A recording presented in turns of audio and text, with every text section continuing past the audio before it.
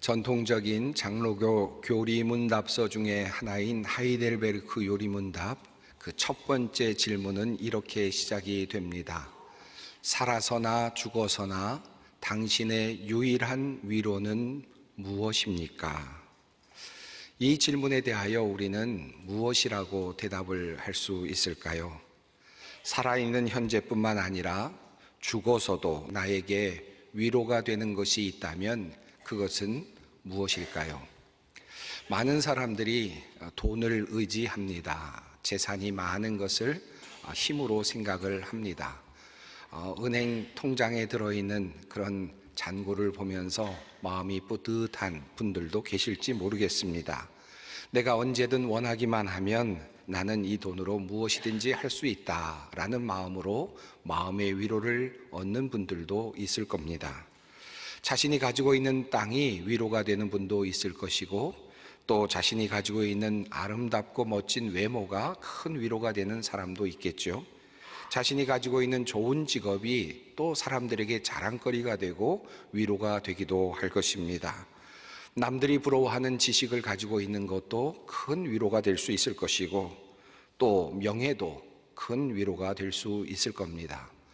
어떤 분들은 자기가 지금 함께 하고 있는 자식들을 보면서 위로를 얻는 분들이 많이 있습니다. 자식이 잘 되는 것, 자신보다 자식이 더 나은 삶을 살게 되는 것을 큰 위로로 알고 그렇게 살아가는 분들이 상당히 많이 있습니다.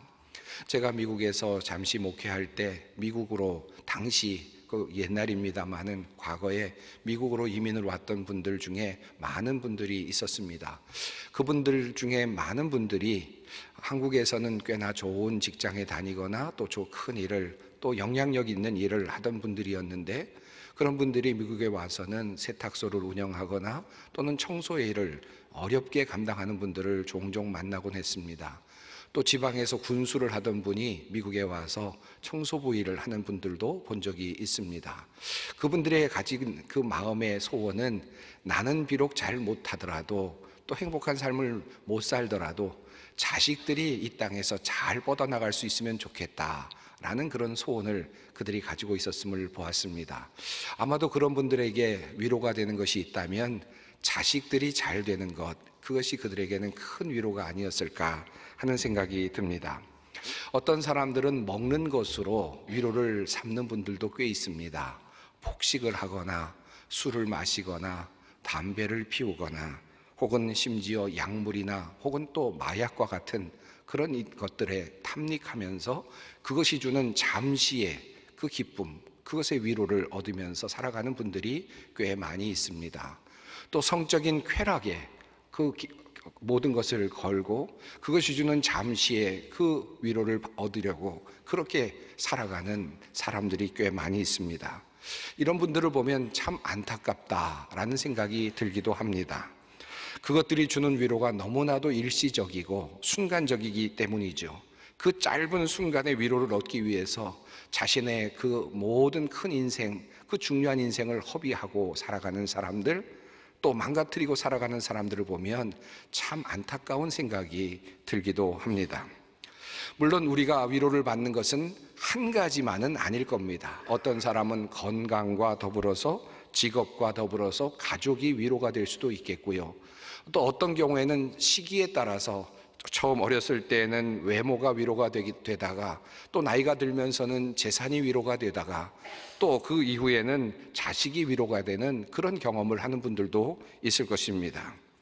그래서 하나가 아닌 그 많은 다양한 위로가 되는 것들을 찾아서 우리는 인생을 살아가면서 그것들을 찾는 여행을 떠나고 또 살아가고 있는지도 모르겠습니다. 그런 면에서 본다면 나에게 위로가 되는 한 가지만을 뽑으라라고 하는 이 질문 자체가 성되지 않는 것처럼 보이기도 합니다. 왜냐하면 우리를 위로하는 것은 때마다 다르기도 하고 절대로 하나일 수도 없기 때문입니다.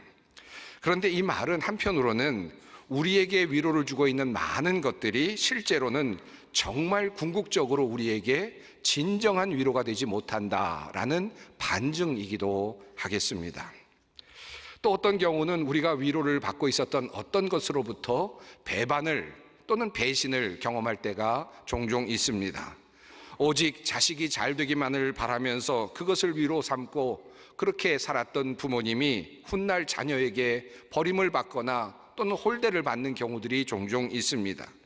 어떻게 키웠는데, 내가 어떻게 모든 것을 걸고 키웠는데 이럴 수가 있는가 후회를 하지만 자식으로부터 그런 대우를 받을 때 마음의 참담함은 이루 말할 수 없을 것입니다.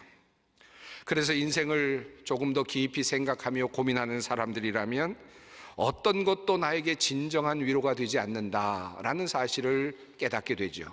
그리고 어떻게 그러면 살아갈 것인가에 대해서 많은 마음을 쓰게 됩니다.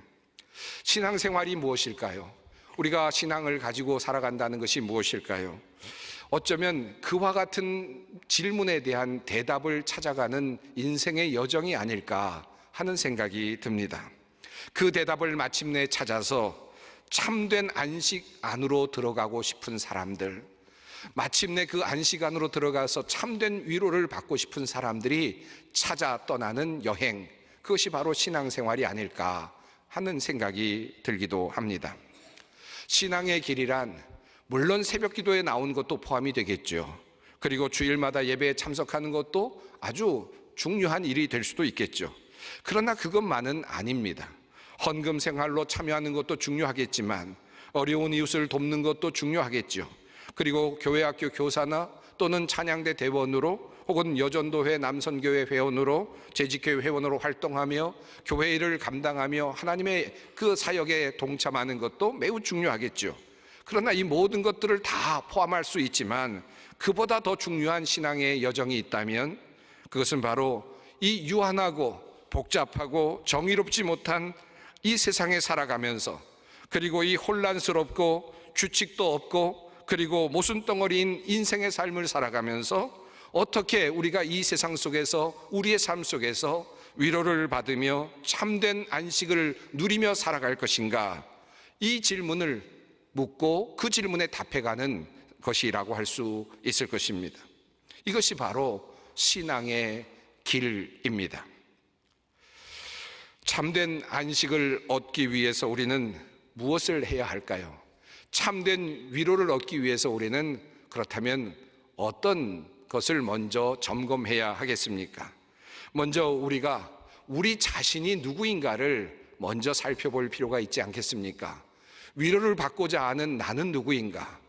안식을 얻고자 하는 나는 도대체 어떤 존재인가? 어디를 살아가고 있는 그런 존재인가를 먼저 살펴보는 것이 필요할 것입니다.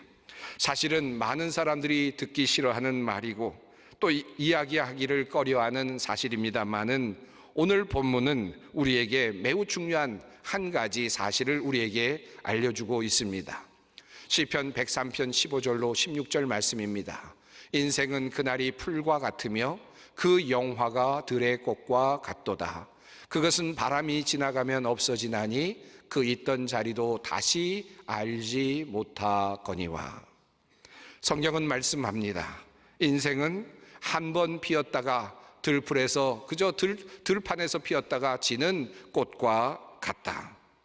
참으로 짧은 인생이다 라는 사실을 우리에게 분명하게 알려줍니다. 사실 그렇지 않습니까? 우리가 살아가면서 나이가 들면 모든 것들이 다 평등해지는 것을 경험하게 됩니다. 잘생겼던 사람이나 못생겼던 사람이나 나이가 어느 정도 들면 비슷한 수준이 됩니다. 젊었을 때는 아주 분명하게 그 아름다움과 그리고 못남이 차별이 되고 분명하게 드러나는데 60세, 70세, 80세가 되어가다 보면 그 얼굴이 비슷해지는 것을 경험합니다. 우리 젊은 분들 중에서 내가 못생겨서 참 힘들다라는 분이 계시면 조금만 참으시면 됩니다. 그러면 평등함을 느끼시게 될 것입니다. 재산이 많은 분들은 그 재산이 힘이 되고 위로가 되지 않습니까? 그런데 어느 순간이 되면 그 재산이 골칫덩어리가 될 때가 있습니다. 그것이 문제의 발단이 되고 또 어렵게 하는 단초가 될 때가 있죠. 내가 위로를 받고 있던 그것이 도리어 문제가 될 때도 있습니다. 또 나이가 들면 많은 것을 잘 먹던 분들도 비슷한 것을 먹게 되어 있습니다. 그저 물에 밥을 말아서 먹거나 또 국에 물을 말아서 조금 먹는 것으로 끼니를 때울 수밖에 없는 그와 같은 시간도 우리에게 도래합니다. 또 지금은 명품이나 멋진 옷을 입고 살아가고 나가서 그런 것을 자랑하고 있지만 어느 시간이 되면 집 밖에도 제대로 나가지 못하고 그저 잠옷을 입고 그렇게 똑같은 모습으로 살아갈 때가 있습니다. 모든 것이 다 그렇게 평범해질 때가 있습니다. 그리고 그 인생은 그다지 그렇게 길지도 않습니다. 인생은 참으로 짧습니다. 그 짧은 인생을 살면서 우리가 무엇에서부터 위로를 얻을 수 있을까요? 사실은 외모도 아니고 가진 것도 아니고 먹는 것도 아닙니다. 죽어서나 살아서나 나에게 위로가 되는 것이 있다면 그것은 진정 무엇일까요?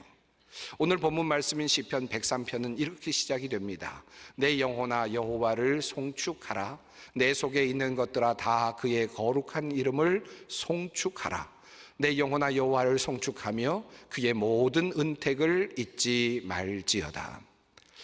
성경 말씀은 시편의 기도자는 하나님을 찬양하라, 하나님을 송축하라 라고 그렇게 외칩니다. 그리고는 하나님께서 우리 인간들에게 해주신 모든 일들을 하나씩 나열합니다. 우리들의 삶 속에서 우리에게 해주셨던 선물과 같은 일들을 하나씩 우리의 앞에 나열을 하죠. 그리고는 종합하면서 이제 기도자는 이렇게 우리에게 말씀합니다. 여호와는 긍휼이 많으시고 은혜로우시며 노하기를 더디하시고 인자하심이 풍부하시도다. 들판에 그저 한 송이 꽃처럼 그렇게 잠시 꽃을 피우고 사라지는 그런 존재인 우리들에게 무엇이 큰 위로가 될까? 그런데 한 가지 위로가 있는데 영원하신 하나님이 그 들꽃처럼 피었다 지는 우리를 향하여 긍휼한 마음을 가지고 계시고 인자한 마음으로 우리를 바라보고 계신다. 우리를 사랑하고 계신다 라고 그렇게 기도자는 우리에게 말씀하고 있습니다. 유한한 인생의 길을 살아가는 우리에게 단 한 가지 위로가 되는 것이 있다면 바로 하나님의 돌보심, 하나님의 사랑이라는 말씀입니다. 나는 들의 하나의 풀꽃과도 같습니다. 그런데 그 들에 핀 그 꽃을 하나님은 처음부터 보고 계셨고 그리고 그 사라지는 과정도 보고 계셨고 그것이 흙으로 돌아가는 과정까지도 보고 계셨다는 것입니다. 그것도 사랑의 눈으로 바라보고 계신다라는 말씀입니다. 이러한 확신을 시편의 기도자는 이렇게 말씀합니다. 아버지가 자식을 긍휼히 여김같이 여호와께서는 자기를 경외하는 자를 긍휼히 여기시나니 이는 그가 우리의 체질을 아시며 우리가 단지 먼지뿐임을 기억하심이로다. 단지 먼지일 뿐인데, 단지 먼지로 돌아갈 존재일 뿐인데, 티끌로 돌아갈 존재일 뿐인데 그것을 잘 알고 계시는 하나님이 나를 불쌍히 여기신다, 나를 긍휼히 여기신다는 것입니다. 나의 모든 것, 체질까지도 성분까지도 아시는 그 하나님께서 나를 기억하고 계신다라고 하는 선언이며 믿음입니다. 한마디로 말하면 나는 잊혀지지 않는다, 나는 결코 없어지지 않는다, 하나님의 기억에서 사라지지 않는다, 나는 그러하다라고 하는 신앙입니다. 바로 그 고백입니다. 이 신앙의 기초를 우리 주 예수 그리스도께서 친히 이 땅에서 보여주시지 않으셨습니까? 세상의 권력이 예수를 십자가에 달아 매었습니다. 예수님께서는 죽임을 당하셨고 사망의 권세가 승리한 것처럼 보였습니다. 모든 인간들이 걸어갔던 그 길을 예수님께서도 걸어가셨습니다. 죽어가는 길, 그저 들에 피었다가 그저 사라지는 꽃처럼 그렇게 사라지는 인생의 길을 예수님께서도 걸어가셨습니다. 그것도 33세라고 하는 짧은 나이에 그 모든 것들을 경험하시고 죽음에 내던져지셨습니다. 그렇게 예수님께서는 모든 인간이 그러하듯이 그렇게 무덤에 장사되셨습니다. 티끌로 돌아갈 뿐입니다. 사망의 권세가 그 모든 것들을 휘잡고 있었을 뿐입니다. 그런데 사흘째 되던 날 하나님은 그 죽었던 예수를 다시 살려내심으로 그를 향한 하나님의 사랑을 증명해 보여주셨습니다. 예수님께서 죽음에 처하셨을 때 하나님께 잊혀지지 않았다는 사실을 성경은 우리에게 알려주고 있습니다. 예수님께서 사망의 권세에 휩싸여 있을 때, 죽음이 그를 감싸고 있을 때, 생명이 끝났을 때 이제 다 끝났다라고 하나님께서는 포기하지 아니하셨음을 성경은 우리에게 보여주고 있습니다. 하나님께서는 끝없는 긍휼과 사랑으로 죽음 이후에 예수님을 보셨고, 그리고 마침내 그를 살려내심으로 부활의 기적을 보여주셨습니다.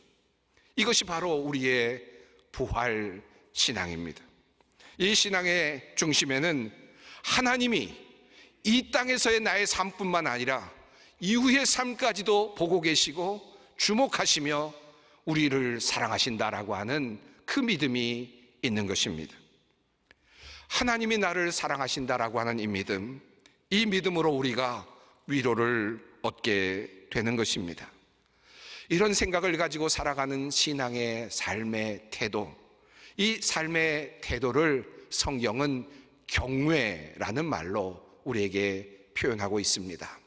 시편 103편 17절로 18절은 이렇게 말씀합니다. 여호와의 인자하심은 자기를 경외하는 자에게 영원부터 영원까지 이르며 그의 의는 자손의 자손에게 이르리니 곧 그의 언약을 지키고 그의 법도를 기억하여 행하는 자에게로다. 하나님의 사랑은, 하나님의 인도하심은 하나님을 경외하는 사람들에게 이른다. 다시 말하면 하나님의 인자하심과 하나님의 사랑을 받고 있다고 여기는 사람은 하나님을 향한 경외의 마음을 가지고 살아간다라고 하는 말씀입니다. 경외라는 말이 무엇일까요? 여러분, 우리가 경외라는 말을 번역하면 두려워한다, 무서워한다라는 말로 우선적으로 번역을 하게 됩니다.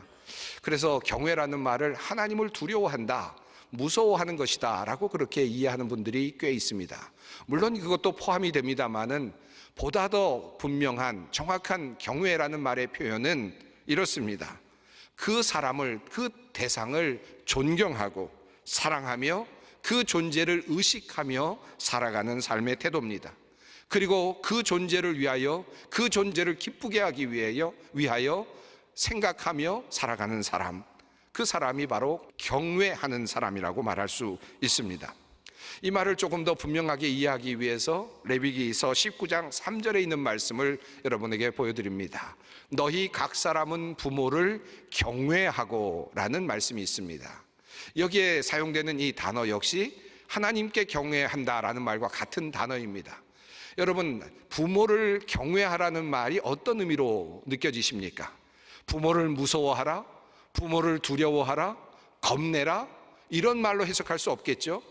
이 말의 뜻은 무엇이겠습니까? 부모님의 존재를 존경하고, 부모님의 존재를 공경하고 사랑하고, 그리고 부모님의 존재를 의식하며 살아라 라는 뜻이죠. 그리고 부모님을 조금 더 기쁘시게 하기 위해서 생각하며 살아가라 라는 말의 뜻일 겁니다. 바로 이것이 경외라는 말의 뜻입니다. 하나님을 경외하라는 말씀도 그러합니다. 자, 하나님께서 나에 대하여 영원히 긍휼한 마음을 가지고 계시고 영원히 돌보신다는 믿음을 가진 사람은 그 하나님에 대하여 경외하는 마음을 가지고 살아야 한다는 것입니다. 그분을 사랑하고 그분을 존경하며 그분의 사랑을 늘 기억하면서 그분이 기뻐하시는 바를 이루어 나가는 삶, 바로 이것이 하나님을 경외하는 삶이라 할 수 있습니다. 이 하나님을 경외한다는 이 말을 조금 더 풀어서 여러분에게 말씀드리려고 합니다. 성경에는 경외라는 단어가 많이 사용이 되어 있어서 그것을 모두 종합적으로 말씀드리기는 이 자리가 적절하지는 않을 것 같습니다. 하지만 레위기서 말씀만을 통해서 우리는 하나님을 경외하는 삶이 어떤 삶인지를 살펴볼 수 있습니다. 오늘은 그 말씀들을 몇 개 읽어보려고 합니다. 먼저 19장 14절 말씀입니다. 너는 귀먹은 자를 저주하지 말며 맹인 앞에 장애물을 놓지 말고 내 하나님을 경외하라. 나는 여호와이니라. 또 말씀하셨습니다. 너는 셋머리 앞에서 일어서고 노인의 얼굴을 공경하며 내 하나님을 경외하라. 나는 여호와이니라. 또 말씀합니다. 너희 각 사람은 자기 이웃을 속이지 말고 내 하나님을 경외하라. 나는 너희의 하나님 여호와이니라. 또 말씀합니다. 너는 그에게 이자를 받지 말고 내 하나님을 경외하여. 또 말씀하셨습니다. 너는 그 종을 엄하게 부리지 말고 내 하나님을 경외하라. 흥미로운 말씀들이 레위기에만 이렇게 이어지고 있지 않습니까? 하나님이 나를 사랑하시고 나를 영원히 돌보신다는 믿음을 가지고 살아가는 사람들, 이것을 위로로 삼고 살아가는 사람들이 살아가는 삶의 태도, 그 하나님을 경외하는 삶은 어떤 삶인가? 이 삶은 이웃을 속이지 아니하며 노인을 공경하며 장애인들을 우습게 여기거나 무시하지 않고 이자를 형제들에게서 받지 아니하고 종을 엄하게 부리지 않는 모습으로 나타납니다. 왜 이런 모습이 하나님을 경외하는 모습일까요? 한마디로 말하면 은혜를 받은 사람으로서, 하나님의 무한하신 긍휼하심을 받은 사람으로서, 그리고 하나님의 무한하신 긍휼을 받을 사람으로서, 그것을 믿고 있는 사람으로서 그 사람답게 살아가는 것입니다. 이것이 바로 하나님을 경외하는 삶이라 할 수 있습니다. 이런 신앙의 태도를 가지고 있는 사람들, 바로 이런 사람들이 신앙인, 바로 우리라고 할 수 있겠습니다. 하나님을 경외한다, 하나님을 두려워하며 살아간다 라고 하는 이 말의 뜻은 바로 하나님께서 나를 사랑하시고 끝까지 사랑하신다라는 이 믿음을 가지고, 죽어도 산다라고 하는 이 믿음을 가지고 너그러운 마음을 가지고 이 세상을 살아가는 삶의 태도라 할 수 있습니다. 사랑하는 성도 여러분, 그러므로 이제 설교를 마무리하면서 여러분에게 다시 질문을 던지고자 합니다.